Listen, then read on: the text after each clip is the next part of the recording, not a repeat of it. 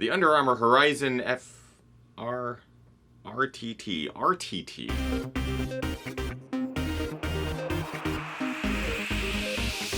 Ginger Runner. What is up, everybody? Ethan Newberry, the Ginger Runner, here for another gingerrunner.com review. Today we get to go back to Under Armour. I haven't reviewed an Under Armour shoe for quite some time. This is the first time I'm reviewing one of their trail shoes. We got to spend some time with the Under Armour Horizon RTT. I have no idea what the RTT stands for. This is one of the 3 shoes in the Horizon series from Under Armour. The RTT falls right in the middle between the KTV and the STR. I have no idea what those initials stand for, but they will confuse you, I promise. So I'll just call it the Horizon RTT. The goal with the series seems to be to create a durable, long-lasting, highly protective shoe, a fairly neutral stance and a responsive midsole, 7mm offset, very similar to the New Balance Vazzy Summit, a little bit of the Salomon Sense Pro. It's interesting. It's certainly catered to a very specific type of athlete, one that wants to go over very technical terrain nimbly and efficiently, maybe not looking for a ton of cushioning. So there are certainly some things I like about the shoe and some things I dislike about the shoe. We're going to get to cover all of it in today's review of the Under Armour Horizon RTT. As always, starting with things that I like. Protection. Easily one of the most protected shoes that I've had a chance to run in, very similar to some of the Salomon shoes that I reviewed in the past. The upper is comprised of a small amount of mesh back here in the heel and a large part mesh with a polyurethane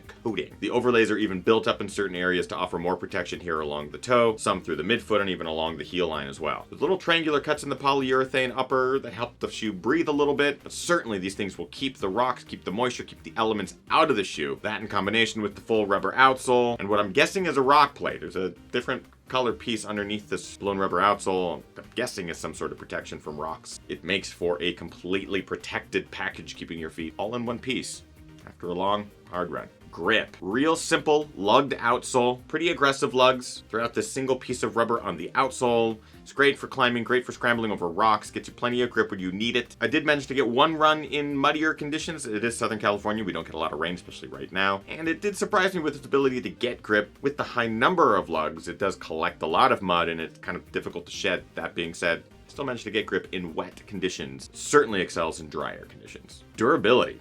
Along with the protection, this thing is durable. I have had no problems with any seams splaying, any holes being created. The outsole is actually holding up really well. I have about 80 miles in the shoe so far, and I'm just now beginning to see some of the outsole wear here in the back, lateral side, and a little bit under the forefoot as well, where I tend to strike the most, depending on if I'm going up, down, or flat. But otherwise, the shoe is obviously holding up super well. So durability is a huge mark in the plus department. It's not all ice cream cones and children's songs. There are some things I dislike about the Horizon RTT. The responsiveness. This thing is very stiff, not very forgiving, and does not have a lot of cushioning. Despite being labeled as their middle of the Horizon series as far as better to go longer distance in this shoe, it certainly doesn't have the cushioning to get those longer distances. At least for someone of my size, just under 190 pounds at 6 feet, bigger dude, it's quite on the responsive end, and that's a bit detrimental for me. If you remember last week's review, I talked about how that shoe was responsive to the point of enjoyability, where it was that crossbreed between having a little bit of cushioning for the longer runs, but responsive for that snappy, fast feel. This shoe and its added stiffness certainly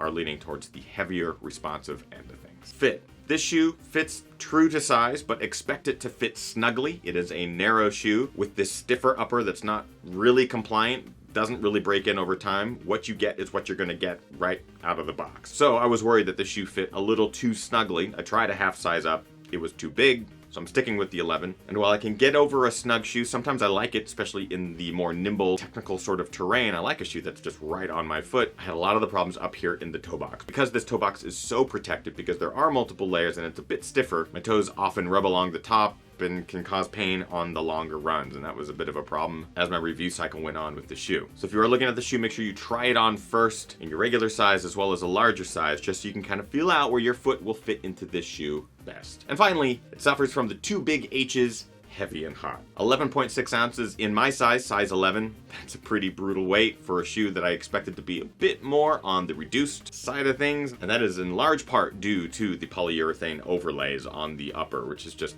just so much of it. In addition, because I live in Southern California, I tend to run in hotter climates. It's just part of the nature down here. And this shoe runs hot. There's very little in the way of evaporation or allowing your foot to really breathe. There are a series of holes that have been made in this polyurethane upper and overlay, but they certainly don't do a great job of allowing all of that heat and moisture to evaporate out of the shoe. If you're running in colder climates or inclement weather, that can be a benefit because it's keeping the elements out of the shoe. But it will depend on where you're running and the elements that you're running in, so take that into consideration when looking at the Horizon series. But that's it for dislikes. My overall experience has been fairly pleasant. I just wish it was a little bit softer underfoot, something that I could actually enjoy for longer distances, but as far as shorter runs and more technical trail runs, it's been okay. So let's get on with the points, shall we? Quality, as I mentioned, super durable, super protective. I'm going to give it 4 out of 5. The document point, purely because the midsole material was so responsive that it was almost a detriment. Comfort, that's where I kind of have to knock them down a bit. I did not find a lot of comfort in this shoe, so 2 out of 5 from me. Some of you might like it. I had some issues. Price, at $109, that's a pretty good price point, and I anticipate these will come down in price as time goes on, but at $109, it's a clear 4 out of 5 for me. And finally, looks. I actually like the look of the shoe. I think it's clean. I think it's modern. I'm going to give it 4 out of 5. The other color versions are fine, but the Horizon KTV, which is the lighter version of this, comes in a really cool orange,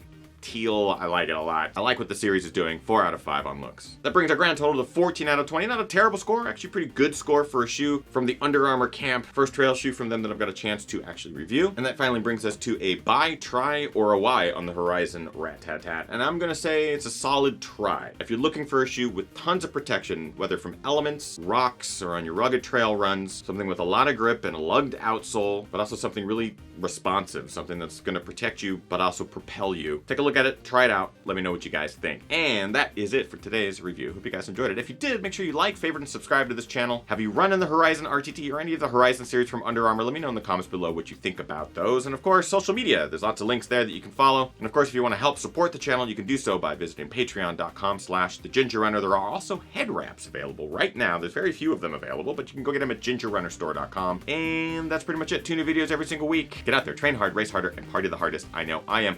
We'll see you guys next week. Bye.